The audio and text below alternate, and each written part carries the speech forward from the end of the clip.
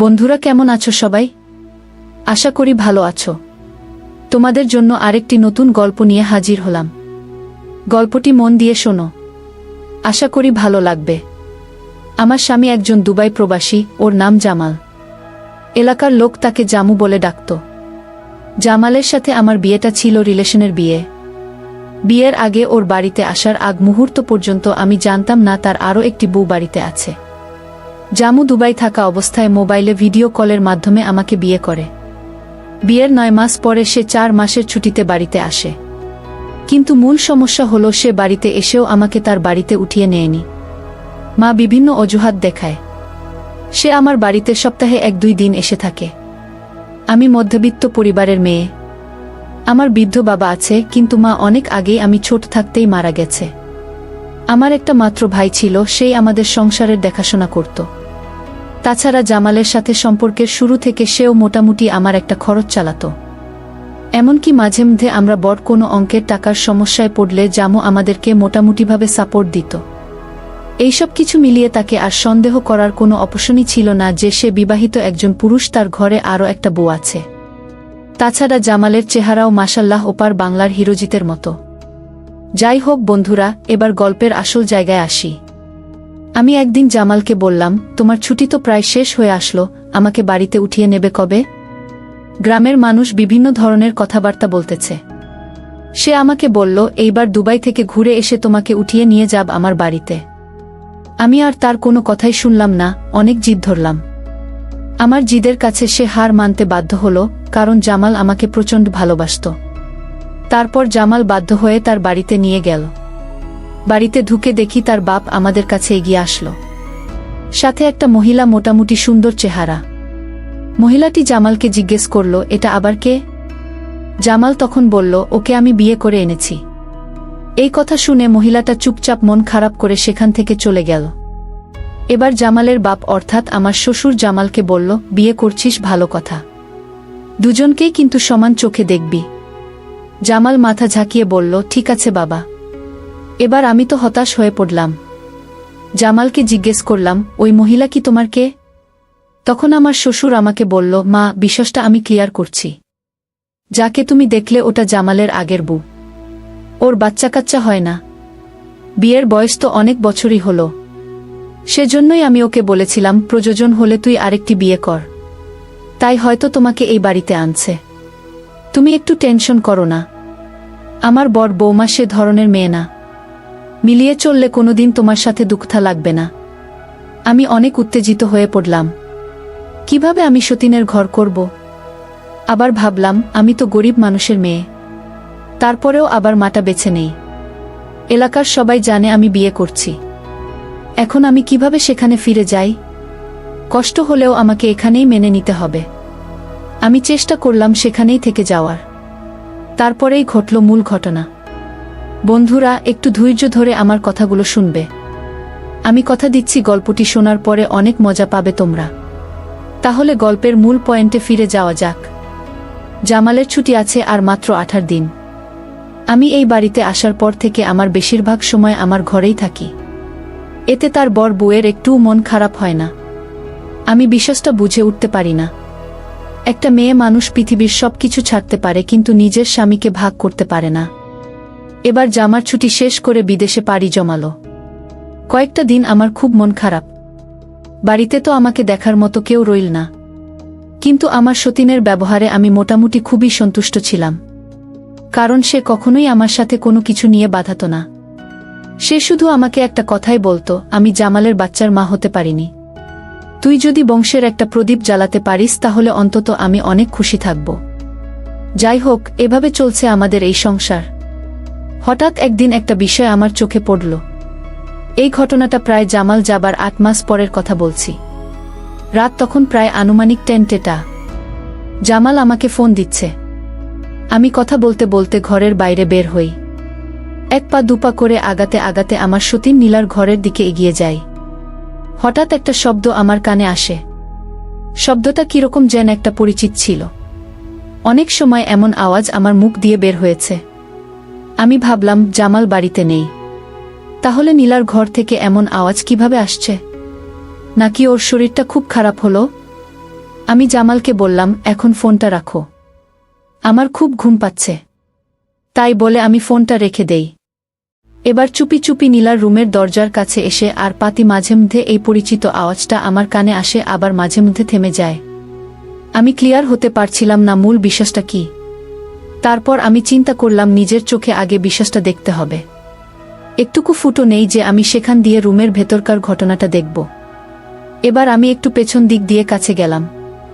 জানলার পাল্লাটা একটু ছোট ফুটো ছিল। আমি কোনো মতে এক চোখ দিয়ে ভেতরের দৃশ্যটা দেখার চেষ্টা করি। হ্যাঁ, দেখতে পেলাম। কিন্তু যা দেখলাম আমার চোখ একদম কপালে উঠে গেল। আমি কখনো কল্পনাও করতে পারিনি এমন ঘটনা আমি নিজের চোখে দেখতে পাব। মানুষের মুখে শুনছি, কিন্তু সেই ঘটনা দেখার সৌভাগ্য আমার এভাবে সরাসরি হবে কখনো ভাবিনি। আমার শ্বশুর আমার সতীন নীলার রুমে, আমি কি বলবো সে ভাষা খুঁজে পাচ্ছিলাম না। কিন্তু এটা কি করে সম্ভব? যাই হোক বন্ধুরা, আমার শ্বশুর এত পরিমাণ পরিশ্রম করছে যে আমার কাছে মনে হচ্ছে একজন যুবক ছেলেও তার সাথে পরিশ্রম করে পারবে না। সে নীলার রুমের মধ্যে খুঁটিনাটি যেসব কাজকর্মগুলো ছিল এক নাগাড়ে নিজের হাতে করে যাচ্ছে। আর নীলা হয়তো এই বয়সে এত পরিশ্রম করতে না দেওয়ার কারণে জোরে জোরে তাকে না বলে নিষেধ করছে। এই কথাটাই হয়তো আমি কানে শুনছিলাম। বন্ধুরা, আমি কিন্তু সম্পূর্ণ ভেঙে বলতে পারছি না, তোমরা নিজেদের বুদ্ধিমত্তা দিয়ে বুঝে নিও। এবার আমি কেমন জানি যেন একটু অন্যমনস্ক হয়ে গেলাম। আমি ভাবতে লাগলাম আমার স্বামী বাড়িতে থাকে না, আর এই বয়সে আমার শ্বশুর তার বর বউ নীলার রুমে এত পরিশ্রম করে। নীলা কি তাহলে তাকে দিয়ে প্রতিনিয়ত এরকম পরিশ্রম করায়?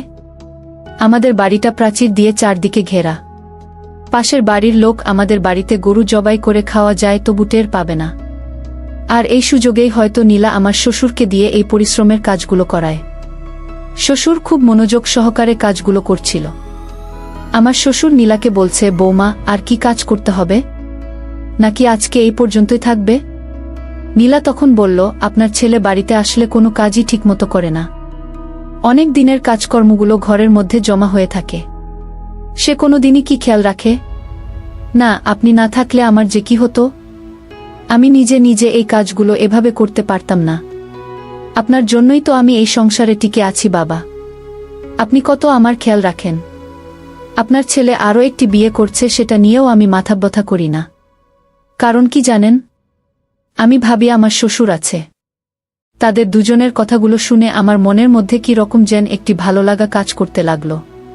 তাহলে তো আমিও আমার ঘরের কাজগুলো শ্বশুরকে দিয়ে অনায়াসে করাতে পারি। কিন্তু আমি সেটা করব কিভাবে? শ্বশুরকে এই বলব কিভাবে?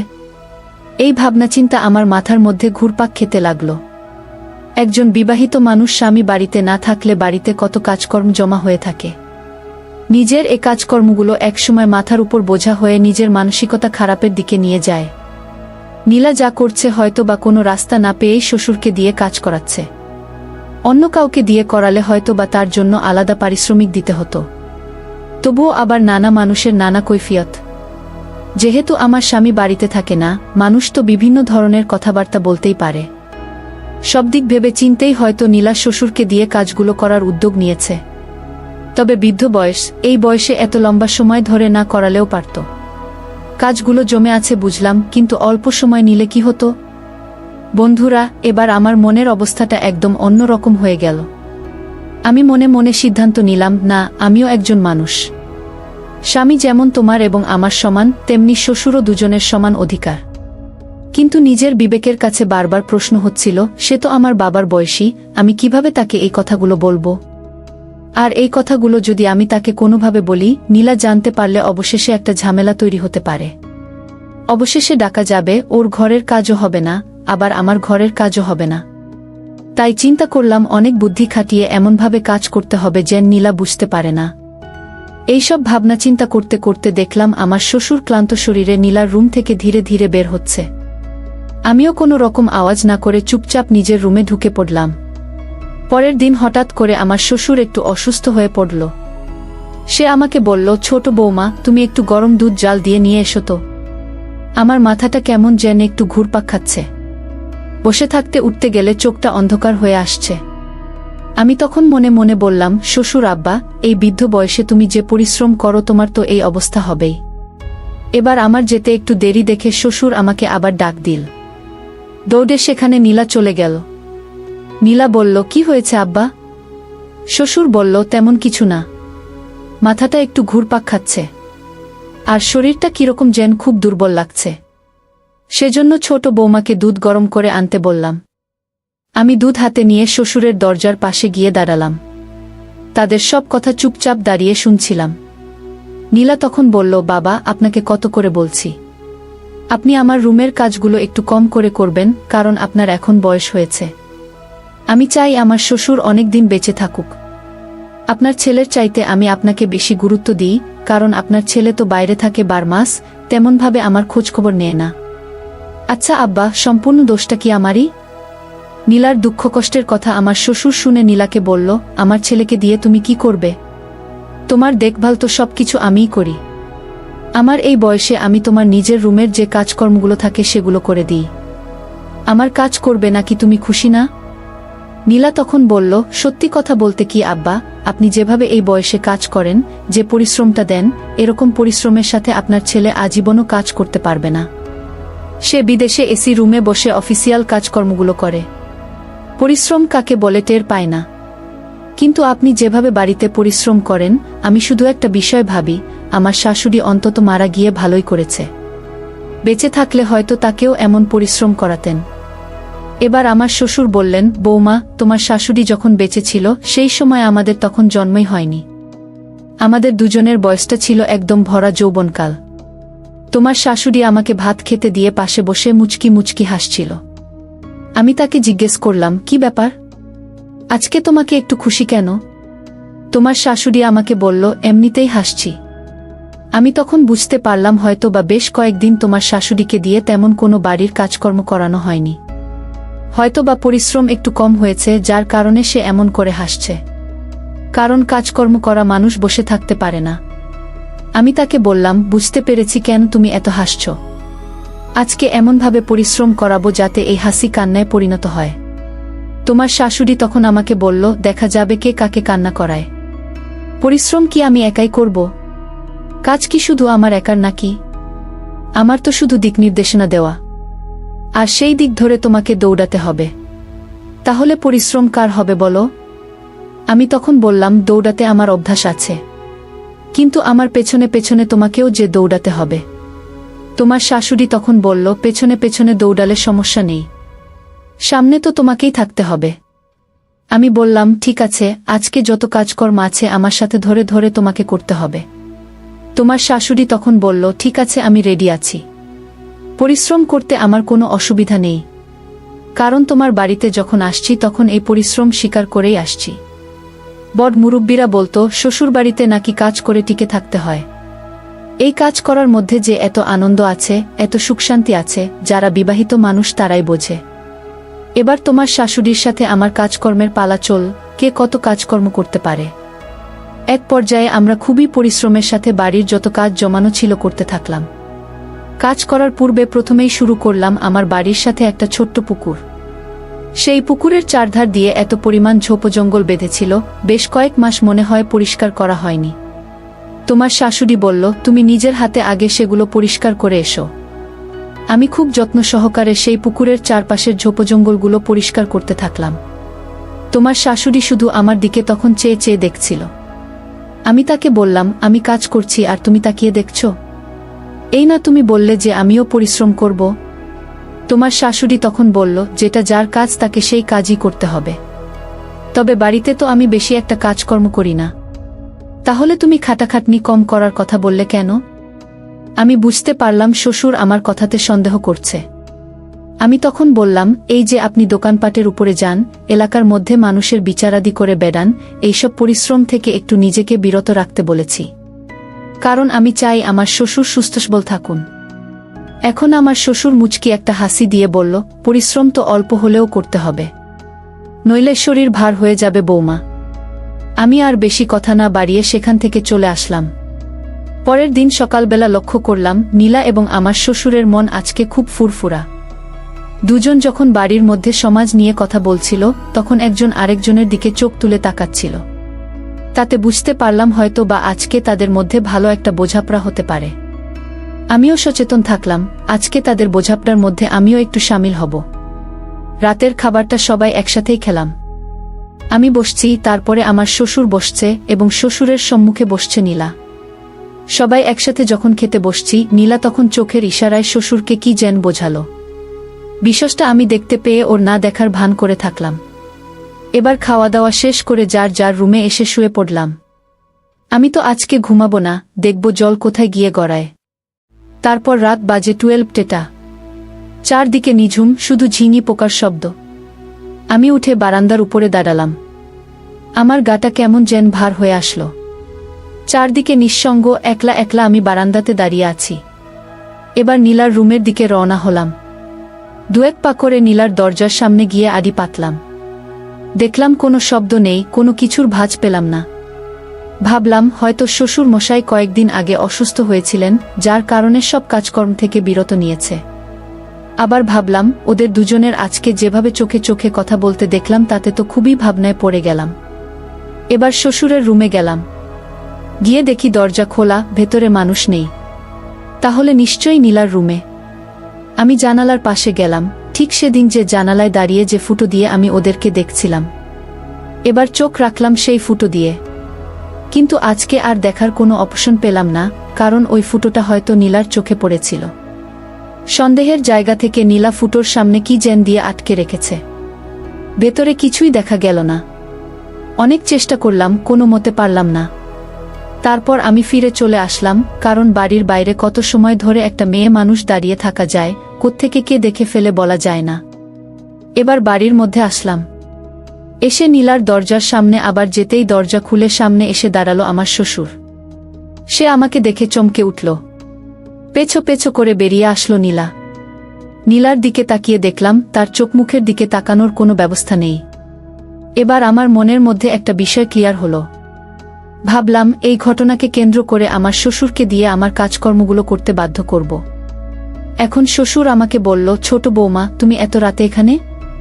আমি আমার শ্বশুরকে বললাম, এমনিতেই বাইরে উঠছিলাম। শরীরটা ভালো লাগছিল না, অশান্তি লাগছিল। তাই মনে করলাম একটু বারান্দার উপর দিয়ে হাঁটাহাঁটি করি। কিন্তু আব্বা, আপনি এত রাতে নীলার রুমে কি করছেন? তখন শ্বশুর বলল, বড় বৌমার শরীর খারাপ, তাই আমাকে ফোন করে ডাকল। আমি তার একটু খোঁজখবর নিতে আসছিলাম। আমি তখন বললাম, নীলার শরীর খারাপ? সে তো আমাকে ডাকবে, কিন্তু আপনাকে ডাকল কেন? আমি অনেক কিছুই বুঝি আব্বা। শ্বশুর তখন মাথা নিচু করে বলল, তুমি যা ভাবছ তেমন কিছুই না। আমি তখন বললাম, ঠিক আছে, তেমন কিছুই না বুঝলাম। বিষয়টা আপনার ছেলেকে আমি জানাবো, তখন সে ঠিক বেঠিক হিসেব মিলাবে।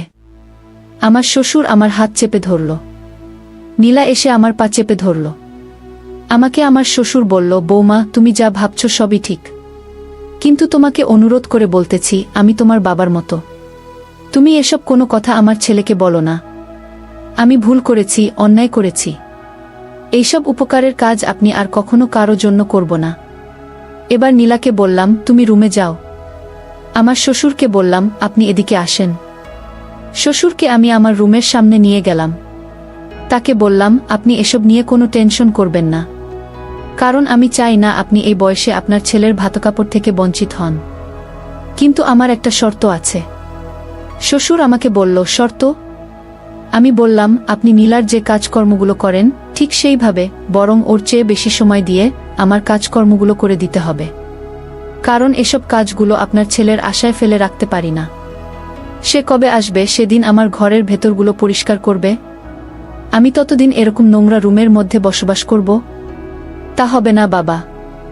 আপনি যেভাবে নীলার রুমটা চকচকে ধবধবে একবারে পরিষ্কার পরিচ্ছন্ন করে রাখেন, আমার রুমটাও ঠিক সেইভাবে যত্ন সহকারে ধীরে ধীরে সময় নিয়ে পরিষ্কার পরিচ্ছন্ন করে দেবেন।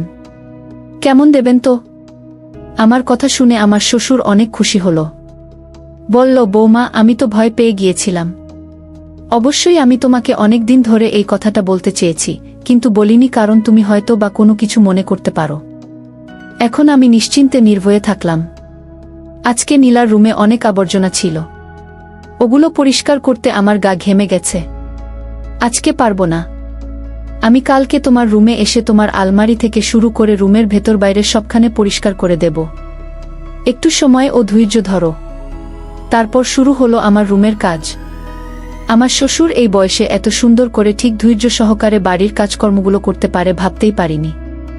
এবার নীলা আমাকে একদিন ডেকে বলল, শ্বশুরের ভাগ তো আমারও আছে, তাই না? এক কাজ করো ছোট বউ, আমি তো তোর বোনের মতো, শ্বশুরকে দিয়ে তুই একাই সব কাজকর্ম করাবি, এটা আমার জন্য কষ্টের ব্যাপার।